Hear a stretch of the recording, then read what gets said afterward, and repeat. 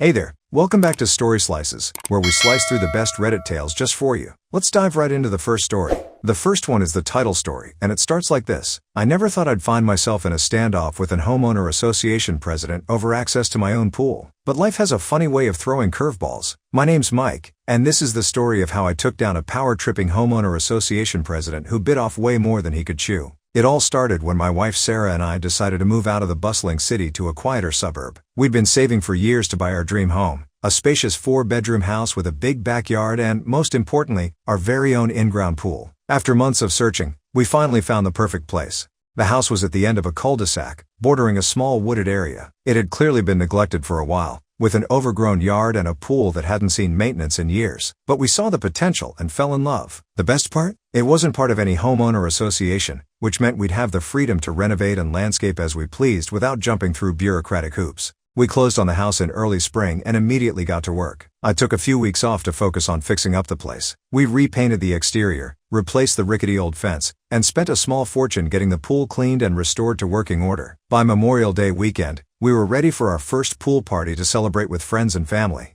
The morning of the party, I was out back doing some final prep work when I noticed a man in his late 50s peering over our fence. He had that look of someone who thought very highly of himself, neatly pressed polo tucked into khaki shorts, designer sunglasses perched on his nose. "Excuse me," he called out in a tone that suggested he was used to being obeyed. "I'm going to need you to cancel your little get-together. The community pool isn't open to residents yet this season." I blinked in confusion. "I'm sorry, what?" "This is my private pool on my property." The man's lips tightened into a thin line. "I'm Richard Walters, president of the Sycamore Hills Homeowners Association, and I'm telling you that the pool is not to be used until our annual inspection next week. It's a liability issue." Now, I consider myself a pretty even-tempered guy, but something about this Richard's attitude rubbed me the wrong way. I took a deep breath and tried to stay calm. "Look, Mr. Walters, I think there's been a misunderstanding. This house isn't part of any homeowner association. My wife and I bought it a few months ago as a private residence. The pool is ours, and we've already had it professionally serviced and inspected." Richard's face reddened slightly. "Nonsense. All properties in this area are part of the Sycamore Hills Homeowner Association. You must not have read your paperwork carefully. Now, I'm asking you nicely to cancel your party and drain the pool until we can get it properly inspected."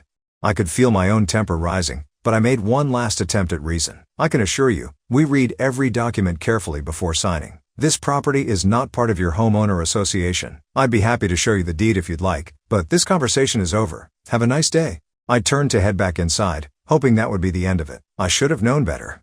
"You listen here." Richard's voice took on a threatening edge. "I've been running this homeowner association for 15 years, and I will not have some newcomer disrupt our community standards. Use that pool today, and I'll have you fined so fast your head will spin." I spun back around, my patience finally snapping. "And you listen here, Dick. This is my property. That is my pool. And in about 5 hours, my friends and family will be enjoying both. You're trespassing right now, so I suggest you leave before I call the police."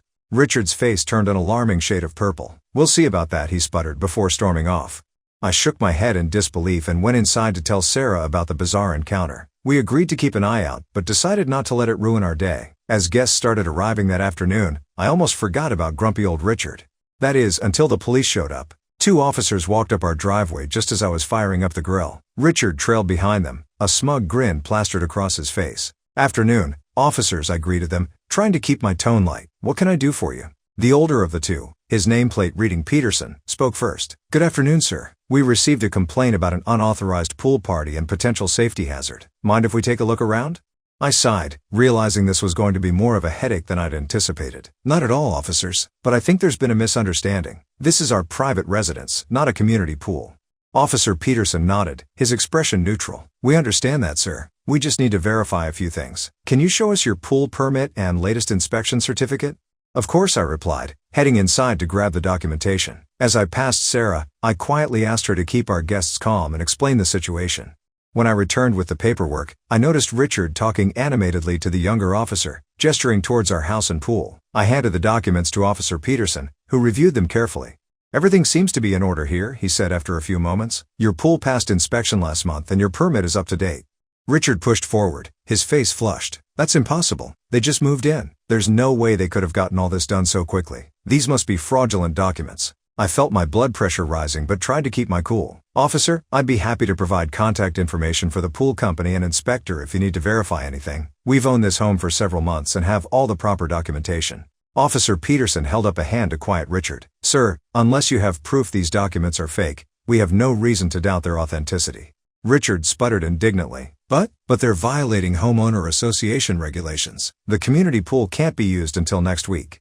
I'd had enough. For the last time, we are not part of your homeowner association. This is a private residence with a private pool. You have no authority here. The younger officer, who had been quiet until now, spoke up. Mr. Walters, is it possible this property isn't actually part of your association? Richard waved his hand dismissively. Of course not. All homes in this area are part of Sycamore Hills. I crossed my arms, staring Richard down. Want to bet on that? Because I have the property records right inside that prove otherwise. Officer Peterson turned to his partner. Johnson, why don't you go with the homeowner to review those records? I'll stay here and get some more information from Mr. Walters. As Officer Johnson followed me inside, I could hear Richard continuing to protest behind us. I quickly found our folder of home documents and showed the officer our deed and property records. Officer Johnson reviewed the paperwork, his brow furrowed in concentration. After a few minutes, he looked up at me. Sir, you're absolutely correct. According to these documents, your property is not part of any homeowners association. It's an independent lot that predates the surrounding development. I nodded, relief washing over me. That's what our realtor told us. Apparently, this house was here long before the rest of the neighborhood was built. When the developers came in, the previous owner refused to sell or join their homeowner association. We headed back outside, where Richard was still arguing with Officer Peterson. When he saw us approach, Richard's eyes narrowed. Well, are you going to shut this illegal party down or not? Officer Johnson shook his head. Mr. Walters, I've reviewed the property records. This house is not part of your homeowners association. You have no authority over this property or its amenities. The look on Richard's face was priceless, a mix of shock, anger, and embarrassment. That's not possible, he stammered. Officer Peterson turned to Richard, his tone stern. Mr. Walters, you called us out here on false pretenses. These homeowners are well within their rights to use their private pool. I strongly suggest you leave the premises now. Richard's face had turned an alarming shade of red. He jabbed a finger in my direction. This isn't over, he hissed, before storming off towards his own house a few doors down. I turned to the officers, feeling a mixture of relief and lingering frustration. Thank you for sorting this out. I'm sorry you got dragged into this nonsense. Officer Peterson gave a slight smile. No need to apologize, sir. Enjoy your party? If you have any more trouble, don't hesitate to call us. As the police left, Sarah came over and gave me a hug. Everything okay? She asked. I nodded, wrapping an arm around her waist. Yeah, just a nosy neighbor who doesn't know his boundaries. But it's handled for now. Let's get back to our guests.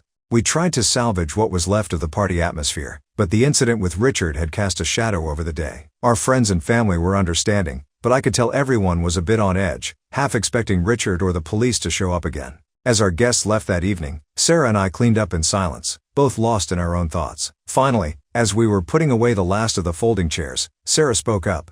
Do you think this is going to be an ongoing problem? She asked, worry evident in her voice. I sighed, running a hand through my hair. I hope not, but something tells me Richard isn't the type to let things go easily. We might need to be prepared for more drama. Sarah nodded, her expression determined. Well, if he wants a fight, we'll give him one. This is our home, and we have every right to enjoy it. I couldn't help but smile at her fighting spirit. You're right, we've done nothing wrong, and we're not going to let some power-tripping homeowner association president bully us. Little did we know, this was just the beginning of our battle with Richard Walters and the Sycamore Hills Homeowner Association. Over the next few weeks, it became clear that Richard was not going to back down easily. It started with small annoyances, anonymous complaints to the city about our lawn care, which was immaculate by the way, or our trash cans being left out too long. They weren't. Then came the letters, official-looking documents from the Sycamore Hills Homeowner Association, detailing various violations and demanding fines be paid. Each time, I would respond with a certified letter reiterating that we were not part of their association and to cease contact. But Richard was relentless. He began stopping our neighbors as they walked by, spinning tales about how we were disrupting the community and bringing down property values. Some neighbors, longtime residents who were friendly with Richard, began giving us cold shoulders and dirty looks. The situation came to a head about a month after the pool incident. I came home from work one afternoon to find Sarah in tears on our front porch. Beside her stood Mrs. Jenkins, our kindly elderly neighbor from across the street. Mike, thank goodness you're home, Sarah said, wiping her eyes. You won't believe what happened. Mrs. Jenkins patted Sarah's shoulder comfortingly. It's just awful, dear. Simply awful. I looked between them, confusion and concern battling for dominance. What's going on? Are you okay? Sarah took a deep breath. I was out front gardening when Richard and two other men I didn't recognize came marching up our driveway. They had clipboards and were taking pictures of our house. My fists clenched involuntarily. What? Why? Richard said they were from the Homeowner Association Architectural Committee, Sarah continued. He told me they were documenting all of our violations and that we'd be receiving a hefty fine. When I reminded him again that we're not part of the Homeowner Association, he laughed, Mike. He said it didn't matter, that they'd take us to court if we didn't comply. Mrs. Jenkins nodded gravely. I saw the whole thing from my window. That Richard was so rude, talking down to Sarah like she was a child. I came over as soon as they left to make sure she was all right. I felt a surge of anger coursing through me. It was one thing for Richard to harass me, but upsetting Sarah was crossing a line. Thank you for being here, Mrs. Jenkins, I said. I appreciate you looking out for Sarah. I turned to my wife, taking her hands in mine. I'm so sorry you had to deal with that. But don't worry, we're going to put a stop to this once and for all. Sarah squeezed my hands. What are we going to do? I smiled grimly. We're going to fight fire with fire. It's time to get legal. That evening, after thanking Mrs. Jenkins again and assuring her we'd keep her updated, Sarah and I sat down to formulate a plan. We spent hours researching homeowner association laws, property rights, and local ordinances. By the time we went to bed, we had a clear course of action. The next morning, I called in sick to work and started making phone calls. Our first stop was a highly recommended real estate attorney named Lisa Goldstein. We secured an appointment for that afternoon and spent the morning gathering all our documentation. Property records, correspondence with the homeowner association, even security camera footage of Richard's visit the day before. Lisa listened intently as we laid out the whole saga, occasionally jotting down notes. When we finished, she leaned back in her chair, a small smile playing at the corners of her mouth. Well, she said, it seems Mr. Walters and his homeowner association have seriously overstepped their bounds. The good news is, you have a very strong case here. The bad news is, people like this rarely back down without a fight. I nodded, squeezing Sarah's hand. We understand. We're prepared to do whatever it takes to resolve this. Lisa's smile widened. I was hoping you'd say that. Here's what we're going to do. Over the next hour, Lisa outlined a comprehensive strategy. First, we'd send a cease and desist letter to Richard and the Homeowner Association Board, demanding they stop all contact and attempts to enforce their rules on our property. If that didn't work, we'd file for a temporary restraining order to keep them off our property. And if they still persisted, we'd sue for harassment and attempted extortion. As we left Lisa's office, I felt a weight lift off my shoulders. For the first time since this ordeal began, I felt like we had a real chance of putting it behind us. But Richard, it seemed, had other plans. The cease and desist letter was sent by courier the very next day. We knew Richard had received it because we heard his bellow of outrage from down the street. But instead of backing off, he doubled down. Suddenly, cars were being parked in front of our house at all hours, just close enough to be annoying but not quite illegally. Our mail started going missing, only to show up days later, soaking wet, as if someone had deliberately left it out in the rain. The final straw came about a week after we'd sent the letter. I was in the backyard, enjoying a quiet Saturday afternoon by the pool, when I heard a commotion out front. I rushed around the side of the house to find Sarah confronting Richard and two burly men I didn't recognize. You can't do this, Sarah was shouting. This is our property. As I got closer, I realized with horror what was happening. The two men were attempting to padlock our gate, the entrance to our backyard and pool area. What the hell is going on here? I demanded, moving to stand beside Sarah. Richard smirked, that smug superiority oozing from every pore. We warned you about using that pool without proper homeowner association approval. Since you've refused to comply, we're shutting it down. I could feel my blood boiling. You have absolutely no right to do this. Get off our property now, or I'm calling the police. Go ahead, Richard sneered. I've already spoken with them. They know we're here conducting official homeowner association business.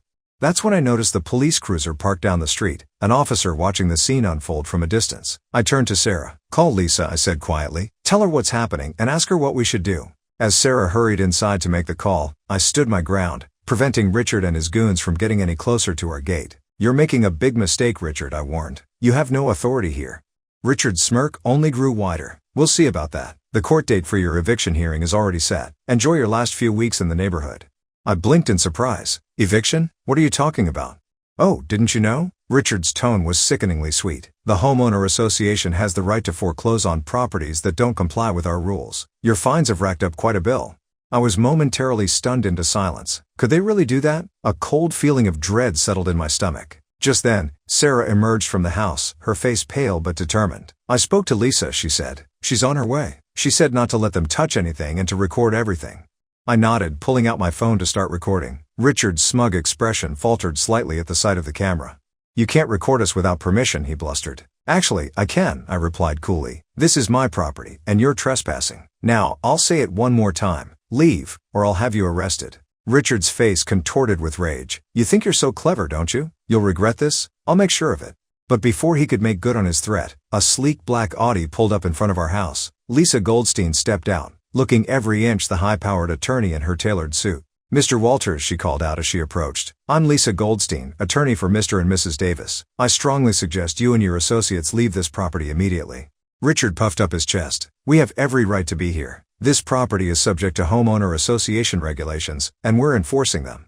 Lisa's smile was shark-like. "I'm afraid you're mistaken, Mr. Walters. I have here," she held up a thick folder, "irrefutable proof that this property is not now, nor has it ever been, part of your homeowners association. Furthermore, I have documentation of your repeated harassment of my clients, including attempts at extortion and now, apparently, unlawful entry and attempted property damage." Richard's face had gone from red to pale in a matter of seconds. The two men with him were looking increasingly uncomfortable. Lisa continued, her voice steel wrapped in silk. "Now, you have two choices. You can leave now, never set foot on this property again, and we'll discuss the terms of the lawsuit I'll be filing on Monday. Or, you can continue this ridiculous charade, and I'll have Officer Martinez over there arrest you for trespassing and attempted breaking and entering. What's it going to be?" For a long moment, Richard just stood there, his mouth opening and closing like a fish out of water. Finally, he seemed to deflate. "This isn't over," he muttered, but the threat sounded hollow even to my ears. As Richard and his cronies skulked away, Lisa turned to us with a triumphant smile. "Well, that was even easier than I expected. How about we go inside and discuss our next steps?" Over the next hour, Lisa laid out a comprehensive plan to not only protect us from future harassment, but to hold Richard and the homeowner association accountable for their actions. By the time she left, Sarah and I felt a renewed sense of hope and determination. The following weeks were a whirlwind of legal activity. True to her word, Lisa filed a substantial lawsuit against Richard personally and the Sycamore Hills Homeowner Association. The charges included harassment, attempted extortion, defamation, and abuse of power. As news of the lawsuit spread through the neighborhood, the tide of public opinion began to shift. Neighbors who had been cold to us started to thaw, some even coming forward with their own stories of Richard's tyrannical behavior over the years. The case never made it to court. Once the homeowner association's lawyer reviewed the evidence Lisa had compiled, they pushed for a quick settlement. Richard, it turned out, had been operating far outside the bounds of his authority for years, using homeowner association funds for personal expenses, and selectively enforcing rules to punish those who crossed him. In the end, the settlement was more than we could have hoped for. The homeowner association was required to pay a substantial sum for damages and legal fees, and Richard was forced to resign from the board. More importantly, a legally binding agreement was put in place stating that our property would never be subject to homeowner association governance. But the best part? The homeowner association was required to use a portion of the settlement to build a public park and pool facility for the entire neighborhood to enjoy. It was a delicious bit of irony that wasn't lost on anyone. As for Richard, the fallout from the lawsuit was severe. Not only did he lose his position on the homeowner association board, but his reputation in the community was irreparably damaged. We heard through the grapevine that he was planning to sell his house and move away, unable to face the neighbors he had lorded over for so long. On the day the new community pool opened, Sarah and I watched from our backyard as families streamed in, laughing and excited. Mrs. Jenkins stopped by, a knowing smile on her face. "You two really shook things up around here," she said. "And I must say, it was about time someone stood up to that dreadful man." I chuckled, wrapping an arm around Sarah's shoulders. "We just wanted to enjoy our home in peace. I never expected it to turn into all this."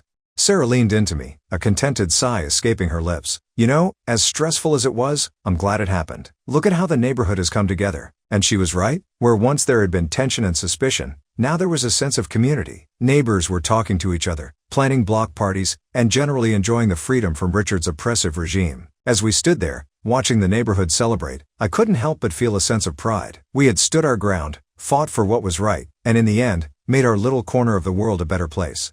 "You know," I said to Sarah, a mischievous glint in my eye, "I think it's time we hosted another pool party. What do you say we invite the whole neighborhood this time?" Sarah's laugh was music to my ears. "I think that's a wonderful idea. After all, we do have the best pool in the neighborhood." And so, as the sun set on another beautiful summer day, we began planning our next gathering. Only this time, instead of drama and conflict, we knew it would be filled with new friends, laughter, and the joy of a community coming together. In the end, Richard's attempt to block our access to our own pool had backfired spectacularly. Not only had we kept our pool, but we'd gained a whole neighborhood of friends in the process. Sometimes, standing up for what's right can lead to unexpected and wonderful results. And in our case, it led to the sweetest victory of all, a happy home in a thriving community. Are you hungry for more slices of stories? Don't forget to subscribe and hit the bell to never miss out on any videos. See you tomorrow at Story Slices.